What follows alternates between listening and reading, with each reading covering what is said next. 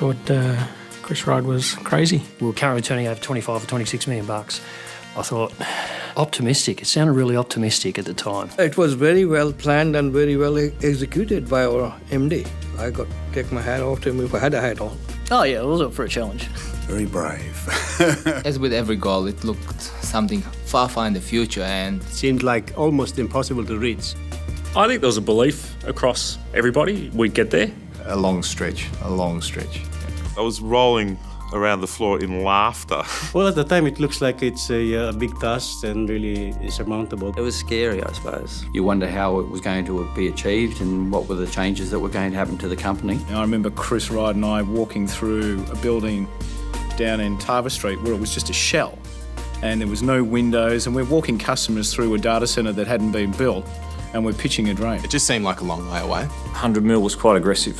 I did suggest $500 million. If you'd seen the targets we did set, it was like, $1 billion to start with at one point, so... It was a huge target, sales team, everyone involved. Seems like they've done a great job. With Chris, it's achievable. Simple as that, yeah. Great idea, let's go away and do it. I don't know there was actually a great deal of feeling. It's kind of like your mum dragging you in and saying, like your 5-year-old kid, and she's saying, well, you're going to have a baby brother, and you kind of go, well, okay, great. And then you go back outside and play ball again. Oh, there are always challenges, but that's just part of the journey. I've realized that challenges or difficulties are great opportunities. Just building business is an obstacle in itself. On a day-to-day basis, that's what we do. If they're in trouble, we get them out of trouble, and we do it quickly. We overcome every obstacle we run into, whether it's speed of deployment, whether it's GFCs. We love a good recession. I think we were born out of a recession originally.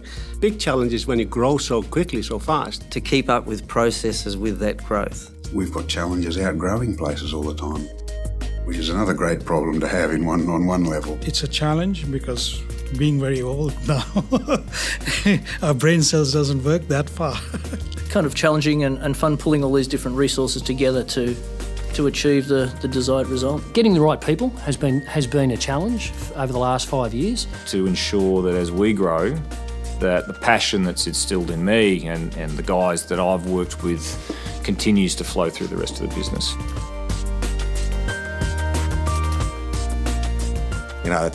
For me, that's an easy question, because I have been here 20 years, and if you'd asked me 20 years, would I be working anywhere for more than about 5, I would have said, no way, I'd be stagnating. Number one, it's our people. It's our people, our attitude. You can have fantastic processes, you can have highly skilled people, but if they don't have the right attitude and the right intent to service the customer, it's irrelevant. It is the people that work at Interactive and the spirit that they work in. It's been the culture, the organisation, and probably the people in the organisation. Whilst we've expanded our product sets and we do a lot more today than we did back then, we're still doing the same thing. So we're still providing service. You look at our customers, we don't have high customer turnover. Our customers generally stay with us for a long time. We've got huge respect for each other. The name itself says interactive. That means it's a teamwork. It's got to be everyone got to get together. I think Interactive is really flexible.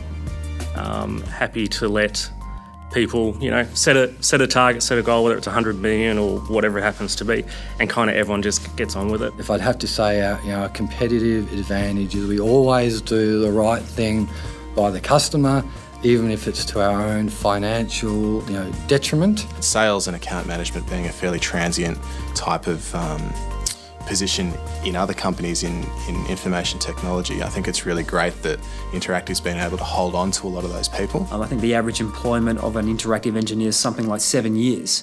So that's pretty unique for the IT industry. Whilst we have our back and forths every day with one another, I think that's probably one of the good things about Interactive is that everyone can be upfront and honest with each other. Our engineers are on site with him, depending on their SLA, 2-hour or 4-hour SLA, they're on site with the part.